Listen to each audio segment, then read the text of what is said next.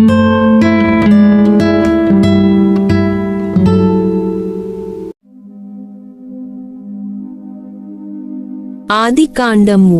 అధ్యాయము 14. నలుగురు రాజులు దండెత్తుట.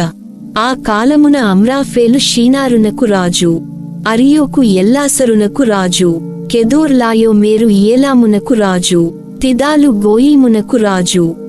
వారు నలుగురు ఏకమై సొదొమ రాజైన బేరాతో, గొమొర్రా రాజైన బీర్షాతో, అద్మా రాజైన సీనాబుతో, సెబోయీము రాజైన షేమేబేరుతో, బేలా రాజైన సోయరుతో యుద్ధము చేసిరి.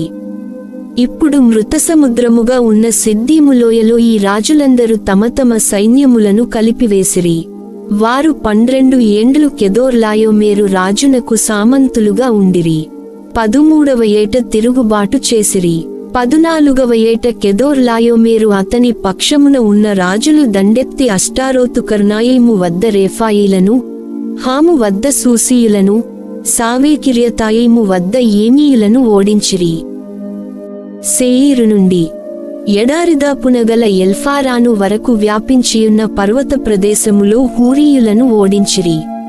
వారు వెనుదిరిగి వచ్చుచు నేడు కాదేశు అని పిలువబడు ఎన్మిష్పాత్తు దేశమున ప్రవేశించిరి. అమాలెకీయుల దేశమును, హాససోన్ తామారులో ఉన్న అమోరీయుల దేశమును వల్లకాడు చేసిరి. అప్పుడు సొదొమ రాజు, గొమొర్రా రాజు, అద్మా రాజు, సెబోయీము రాజు, బేలా రాజగు సోయరులు ఏకమై సైన్యములను సేకరించుకుని వచ్చి సిద్దీము లోయలో ఏలాము రాజగు కెదోర్లాయోమేరును, గోయీము రాజైన తిదాలును, షీనారు రాజైన అమ్రాఫేలును, ఎల్లాసరు రాజైన అరియోకును ఎదుర్కొనిరి. ఈ విధముగా 5 రాజులు 4 రాజులను ఎదిరించిరి. సిద్దీము లోయ మట్టికీలు గుంటలతో నిండియుండెను. సొదొమరాజు, గొమొర్రారాజు యుద్ధరంగము నుండి పారిపోవచ్చు ఆ గుంటలలో పడిపోయిరి. మిగిలిన వారు కూడా కొండలు పట్టిపోయిరి. శత్రువులు సొదొమ గొమొర్రా నగరములలోని యావదాస్తిని, వారి ఆహార పదార్థములను వశము చేసుకుని వెళ్ళిపోయిరి.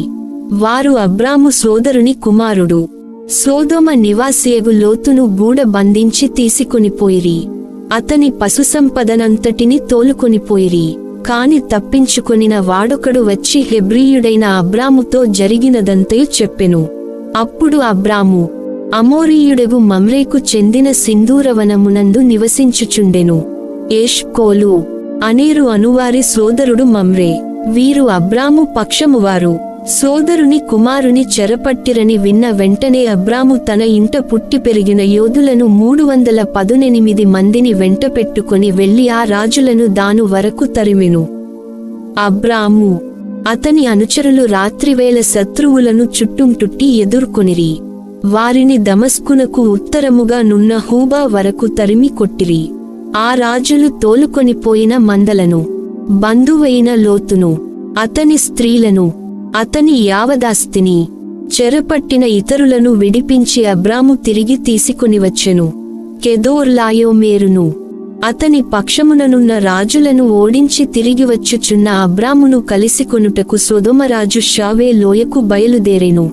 షావే లోయను ఇప్పుడు రాజు లోయ అందురు. షాలేము రాజైన మెల్కీసెదెకు రొట్టెను ద్రాక్షసారాయమును కొనివచ్చెను. ఆ రాజు సర్వోన్నతుడగు దేవునకు యాజకుడు.